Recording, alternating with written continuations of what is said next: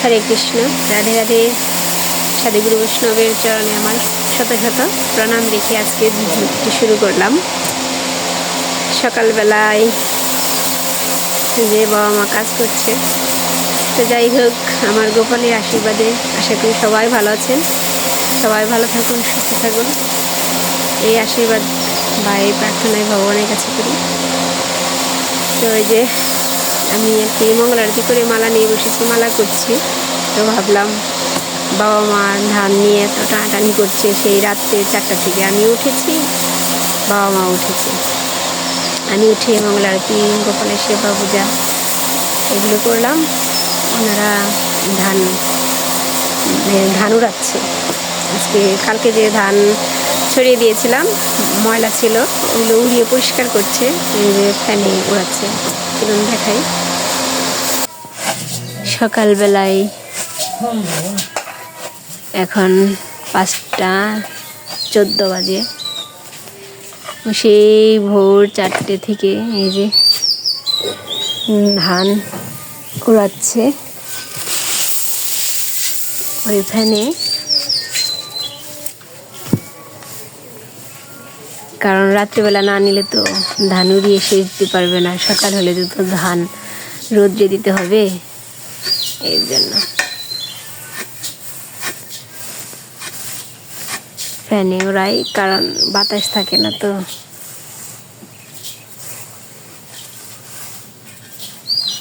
সেবা পূজা দিয়ে আসলাম। এখন তো আপনাদের গোপাল দর্শন করাইনি না, গোপাল দর্শন করাবো, চলুন। গোপালকে যে ফুল দেই, ওই ফুলগুলো এখন ফোটে না তো, খুব সুন্দর। আমি দুপুরবেলা আপনাদের সাথে আবার গোপালকে দেখাবো। এখন একটু শেয়ার করি, আমাদের গোপাল দর্শন দিই। এই যে গোপাল দর্শন করুন,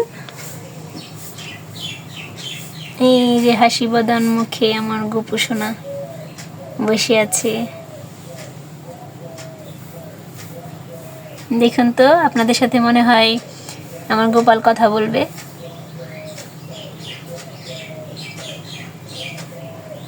তো ভোগ রান্নাটা শেয়ার করব, ভোগ দর্শন করাবো আপনাদের। এখন এই যে সকল কর্ম হয়ে গেছে, এখন মাকে একটু সাহায্য করব। আর মিষ্টান আনিনি, এর জন্য আপনাদের সাথে অনেক কিছু শেয়ার করতে পারি না। যাই হোক, আজকে ছেলেকে দিয়ে স্ট্যান্ডটা নিয়ে আসবো, তারপর সব কিছু শেয়ার করব। আপনারা দেখবেন যে ধান নিতে যে কত কষ্ট, কৃষকের অনেক কষ্ট। ধান নেওয়াটা কিন্তু অনেক, মানে রোদ না থাকলে 1 মাস পুরো 30 দিন লেগেই যায় এই ধান নিতে।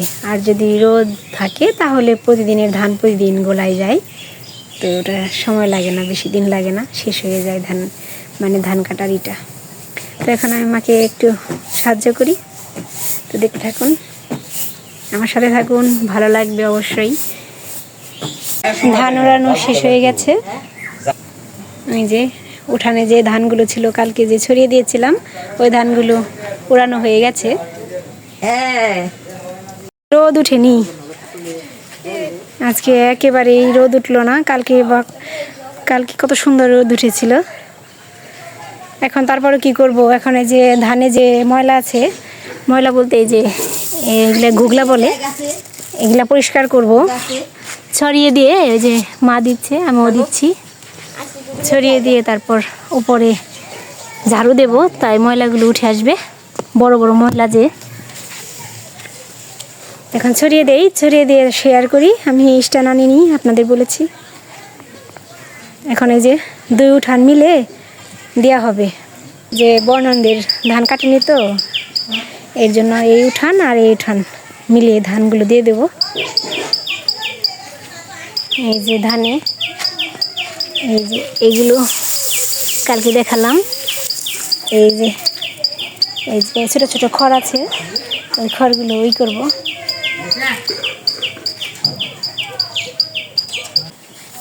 ধানগুলো ছড়িয়ে দিয়েছি, এই যে আপনাদের দেখালাম। রোদ নেই, তারপরও এখন ছড়াতেই হবে। ছড়িয়ে দিয়েছি, এখন ওই যে ঝাড়ু দিয়ে মা, এই যে আমি এখন ঝাড়ু দেবো, মা ওই পাশ থেকে ঝাড়ু দেবে, আমি এই পাশ থেকে ঝাড়ু দেবো। এই যে ময়লাগুলো যে উপরে ছোট ছোট খড়, ওগুলো এক জায়গায় করব।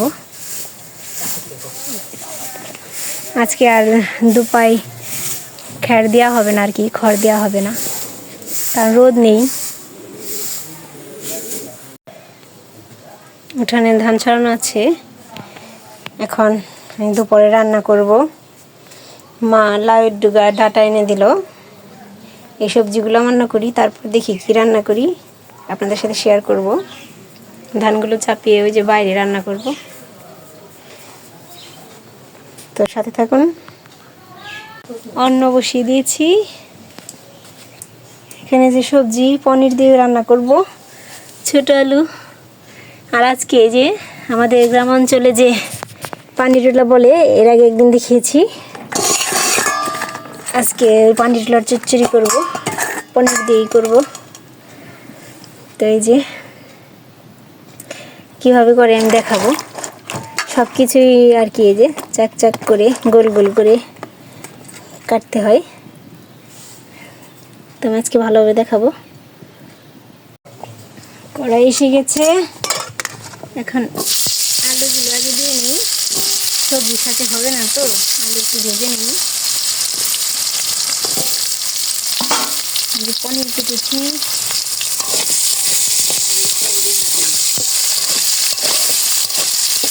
ভেজে নেব, তারপর এই যে সবজিগুলো দিয়ে দেব। ভাজা হয়ে গেছে, এখন সবজিগুলো দিয়ে দেব।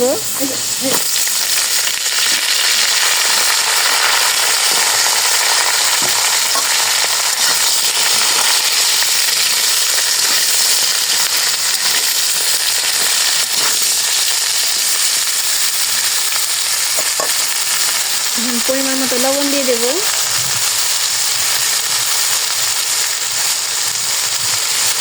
হলুদের গুঁড়া,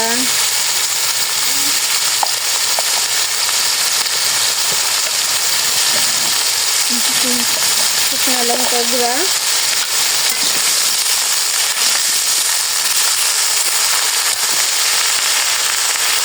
এখন একটু নেড়ে চেড়ে নেব। কাঁচা লঙ্কা দিয়ে দেবো দুটো। এখন কষিয়ে নিই, তারপর রস দিয়ে দেবো। দেখতে থাকুন, আমি দেখাবো সম্পূর্ণ আজকে। কষানো হয়ে গেছে, এখন রস দিয়ে দেব।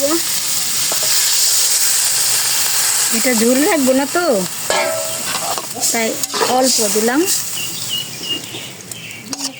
সম্বার দিয়ে দেবো, নামাবো, নামিয়ে তারপরে পনির দিয়ে সম্বার দেব।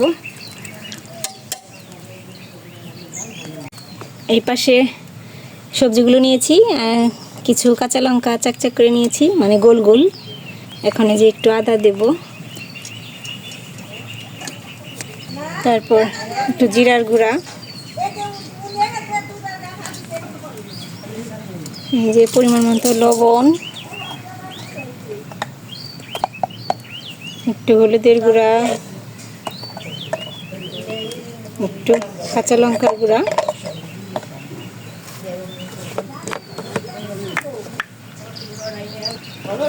এখন এই যে একটু তেল নেব। তেল নিয়ে এটা মেখে নেব। ওই পাশে রস দিয়েছি, ওটা হতে হতে এটা মেখে নেই। প্রায় এখন একটু চিনি দিয়ে দিলাম। পনিরগুলো মেখেছি, দুইটার মধ্যেই দেবো, মানে সবজিতেও দেবো, আবার পানিরগুলোর চচ্চড়িতেও দেবো। এখন নামিয়ে ফেলবো, নামিয়ে সম্বার দেবো। কড়াই এসে গেছে, তেল দিয়েছি, এখন জিরা দিয়ে দিলাম।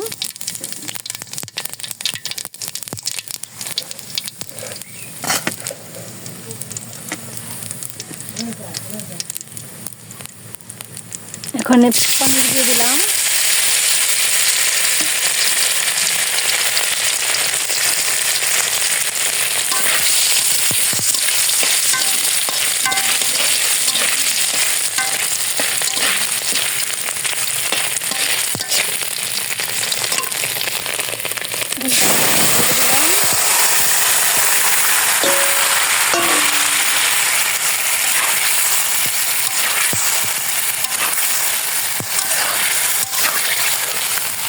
এখানে একটা বলক দিয়ে একটু জিরার গুঁড়া দিয়ে দেবো। এখানে যে একটু জিরার গুঁড়া দিয়ে দিলাম, এখন নামিয়ে ফেলবো।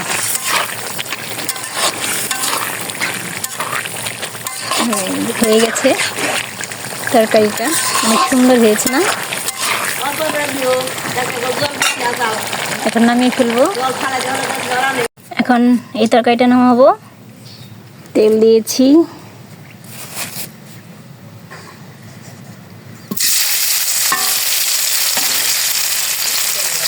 প্রথমে পনিরটা ভেজে নেব।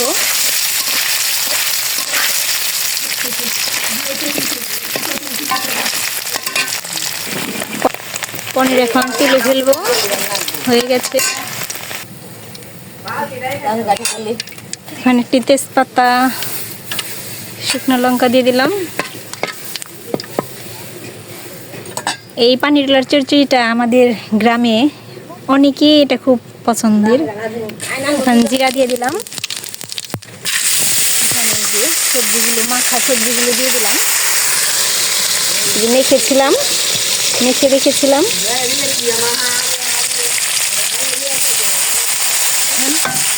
এগুলো দিয়ে দিলাম।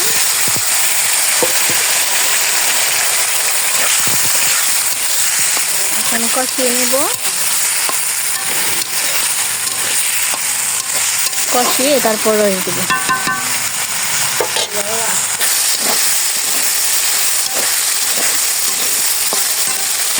এই যে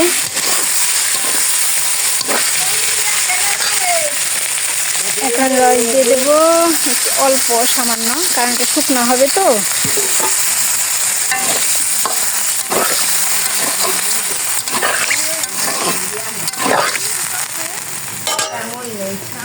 এখানে যে পনিরগুলো দিয়ে দিলাম, পনির দিয়ে দেবো, একটু চিনি দিয়ে দিলাম, একটু গরম মশলা দিয়ে দিলাম।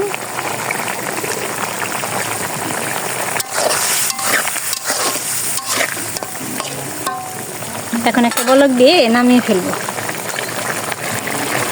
একটু জিরার গুঁড়া দিয়ে দিলাম,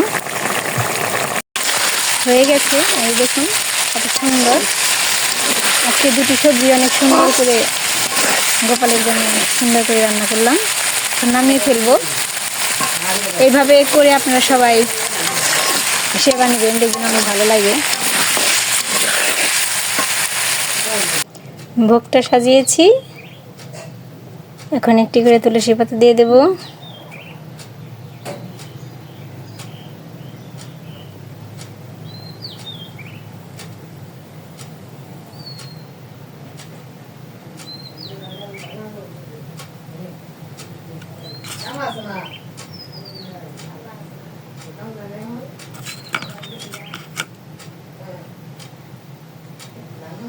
তো এই যে ভোগ দর্শন করুন, ভোগ দর্শনেদের ভোগ কাটে। এখন গোপালকে ভোগ লাগাবো। ধান থুবানো হলো, দুপুরে খাওয়া দাওয়া হয়ে গেছে, এখন ধান উড়ানো হবে। মা কারেন্ট আসছে, এই যে এখন ফ্যান আনবে, এখানে ধান উড়াবো।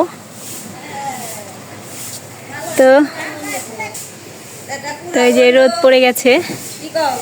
15 দিন ব্যাপী, শুধু মানে যে কয়েকদিন আছে, মনে হয় 15 দিন 20 দিন এরকম লাগবে ধান নিতে। তো যে কয়েকদিন আছে শুধু ধান কাটাই দেখাতে পারবো। এই যে মা ধান ওড়াচ্ছে, সেই বিকেল থেকে আপনাদের দেখালাম, এখনো ধান ওড়ানো হয়নি। আমি সন্ধ্যা লাগিয়ে আসলাম। বাবা ভরে ভরে দিচ্ছে। এই যে ঘেমে গেছে, আমিও কিন্তু কাজে হাত লাগিয়েছি, শুধু আপনাদের সাথে শেয়ার করবো বলে। তো রাত হয়ে গেছে, আমি বেশি কিছু শেয়ার করতে পারি না। তো আজকে এই ভিডিওটি এই পর্যন্তই। সবাই ভালো থাকবেন, সুস্থ থাকবেন। হরে কৃষ্ণ।